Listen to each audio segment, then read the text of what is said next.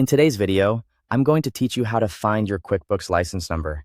If you need your license number for activation, reinstalling QuickBooks, or when speaking with support.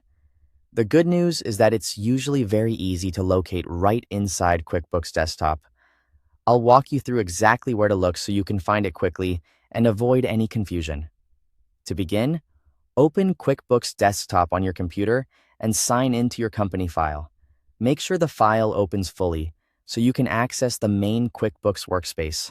This is important because the license information is displayed from within the program after your company file is loaded. Once you're on the homepage, direct your attention to the right-hand side of the screen. You should see the product information panel there.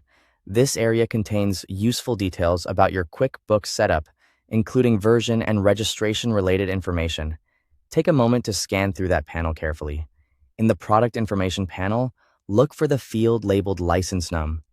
That is where your QuickBooks license number is displayed. The number may appear alongside other product details, so be sure you're identifying the correct field before copying it down. When you find it, copy the number or write it down somewhere secure. This can be helpful if you're activating the software on a device, reinstalling QuickBooks after an update or system change, or verifying your account details during a support session. It's a good idea to store it in a safe place so it's easy to access later if you need it again. If you don't see the product information panel on the homepage, don't worry. There's another quick way to access the same information. Simply press F2 on your keyboard or use Ctrl+1 to open the product information window. This window provides additional details about your QuickBooks installation, and your license number will also be displayed there. Once the product information window opens, again, look for the license number field and copy or note the number for your records.